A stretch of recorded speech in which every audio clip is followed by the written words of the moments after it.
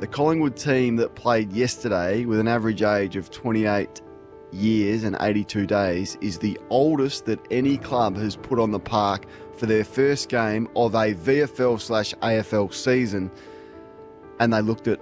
Easiest way to describe it, they looked old and slow. Is that right? They did look old and slow. The Pies, on the other hand, look slow and they look old. And I don't know whether that's confirmation bias because they are old. They looked old, they looked underprepared, they looked unfit, they looked slow. But as the game wore on, the Collingwood side did look a little bit old. Sometimes players that have had success, they don't want to pay the ultimate price again. Pendlebury, one of the greats of the game, looked old and slow. I'm looking fairly and squarely at Scott Pendlebury. And it's that stuff, it's the going to ground that you've never associated with Scott Pendlebury. That's as bad an effort as I've ever seen from Scott, that one. Ever. Not getting down low and getting his head over the footy.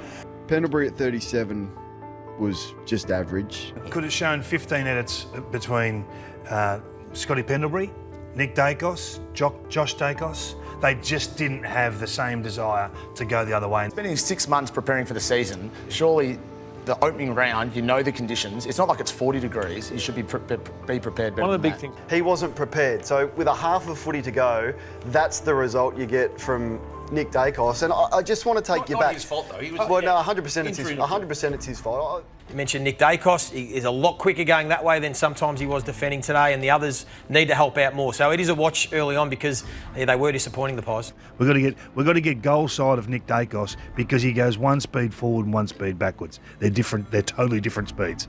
I'm looking at the stoppage crew, and can you persist with that group? Have they got too many blokes near the end that haven't got... Can they get back to the 23 level? I don't know. Did they choose not to engage defensively? I think we probably can now start to question some of the decisions they've made to give up these first round draft picks because... Have they evolved enough? Is there a shade of West Coast after 2018 where It's very easy to see them being in a similar position as Richmond. Like in 12, 24 months' time, it's exactly the same. unless they get success now, this year, maybe next year, they've got their draft hand movie. They're going to have I think, it could be a significant fall off. Well, I don't have them playing finals this year. I said that at the start of the year. If this is Collingwood in 2025, don't worry about September.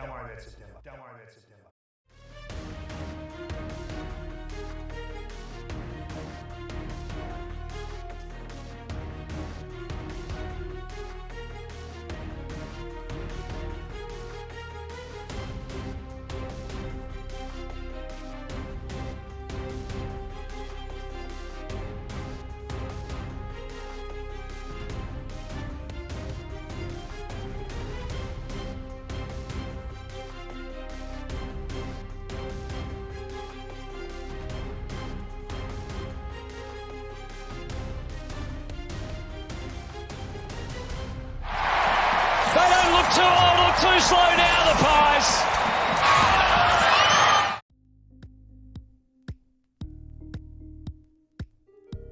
They got their reminder last week in their effective round one. How fair is that, I suppose?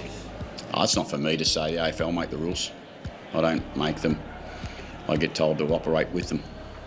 Now, that had a pretty strong week.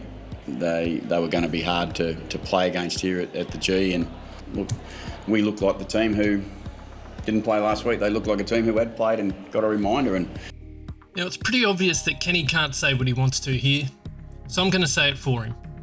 The opening round concept is a steaming pile of garbage. Now, before I launch in, let me just clarify that I myself am a New South Welshman who wants to see the game grow in the northern states as much as anyone. But it should not be at the expense of fairness across the competition. I'm not a betting man, but if I was, I would have put my house on the Pies thrashing the Power on the weekend. From the moment First Crack started the Collingwood pylon during last Sunday's episode, this result was inevitable. That's not to excuse Port Adelaide's performance. They were horrendous. But the deck was stacked against them before the whistle had even blown. There are differing levels of intensity in this sport. The first 10 minutes of a grand final are as hot as it gets in this game. It is also widely accepted that the final series itself is a step up in intensity from the home and away season.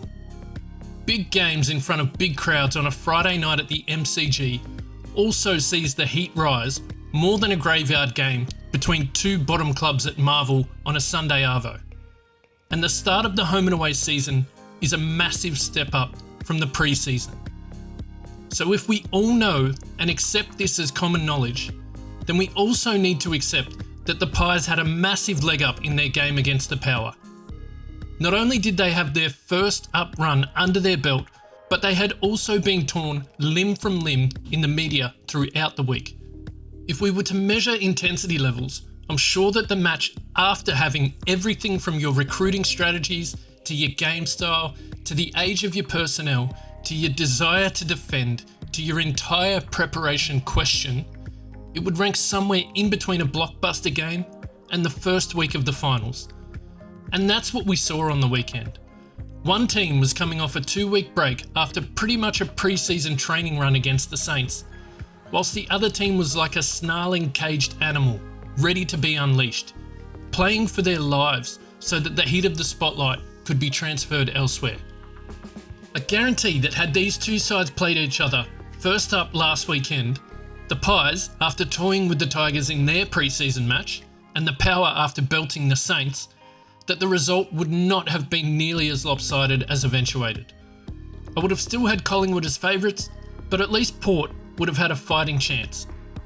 And the reason I was so confident in the Pies winning by a big margin in the first place was because we have seen this movie before. After the opening round of 2024, we saw a similar media narrative being built. I could make another montage about the Demons, but you're just going to have to take my word for it. After an off-season filled with off-field controversy and questions surrounding their cultural issues, the Melbourne Football Club were the biggest disappointment across the round of footy and copped it from the media all week long. Guess what happened during their next game of footy? That's right, they belted the Dogs, a team that would make finals, whilst the D's themselves would finish bottom 5. If the AFL are foolishly going to continue on with this concept, then these sorts of results need to impact and influence their decision making when creating the fixture. At the very least, just make the teams that played in opening round play each other during round 1 and give every other team the chance to blow out the cobwebs on an even playing field. Surely it's not that hard. Or better still, just scrap the stupid concept altogether. I'm all for the promotion of the game and expansion, but not at the neglect of the fans who make this game as huge as it is. All supporters have waited all summer long to watch their teams play and deserve to do so. Why not make the opening round the extravaganza it should be and showcase all teams in all states? Instead of getting the full footy experience, we are getting a diluted product that in all honesty does nothing to encourage more crowd growth. The SCG has a capacity of 48,000 people. The Swans played in a grand final rematch against the reigning premiers on a perfect Saturday afternoon in round 1, and 34,900 people rocked up. In a city of 6 million people, the game could not even attract 75% capacity. The Swans are fresh off another grand final appearance, their 5th in the last 13 seasons. They've been contenders now for 3 decades, having missed finals just 5 times in 30 years. Let's just be real here, they are what they are, and depending on the success of their season, will average between 30 and 38,000 people per home game. If they can't fill 75% of their stadium on the back of 3 decades of dominance, the odds are they never will. And that's okay. What is more important here?